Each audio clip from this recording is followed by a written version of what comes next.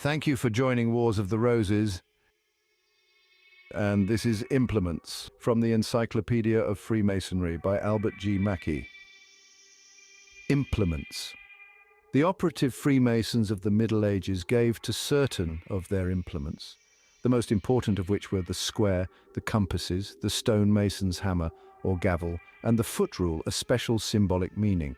When the operative institution was merged in the speculative, the custom of thus spiritualizing, as it was called, these implements was continued. But the system of symbolic instruction has been so greatly enlarged and improved as to constitute, in fact, the characteristic feature of modern Freemasonry, a feature which widely distinguishes it from all other societies, whether secret or open.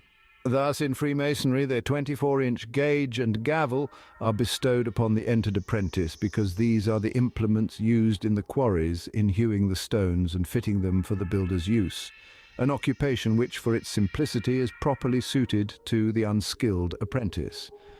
The square, level, and plumb are employed in the still further preparation of these stones and in adjusting them to their proper positions. This is the labor of the craftsman, and hence to the fellow craft are they presented.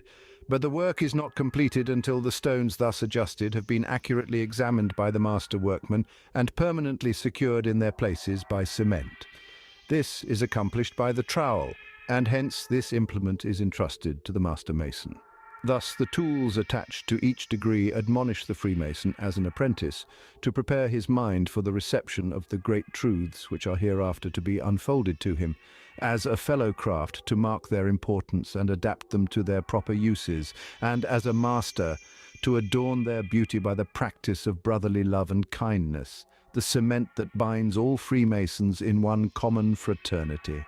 There is no doubt, as Findel says, History, page 68, that the stonemasons were not the first who symbolized the implements of their craft, but they had reason above all other guilds for investing them with a far higher worth and associating them with a spiritual meaning on account of the sacred calling to which they were devoted. By the erection of churches, the master mason not only perpetuated his own name, but assisted in giving glory to God, in spreading the knowledge of Christianity, and in stimulating to the practice of the Christian virtues. And hence the church-building Freemasons naturally gave a more sacred signification in their symbolism to the implements employed in such holy purposes.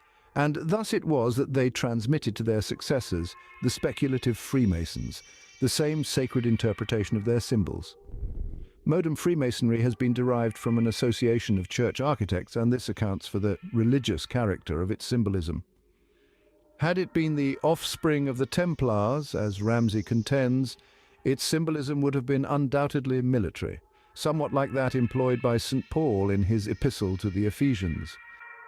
Thank you for watching, and please don't forget to share, like, subscribe and comment, and if you can, please consider donating to Wars of the Roses. Links to PayPal and Patreon are in the description. Thank you so very much.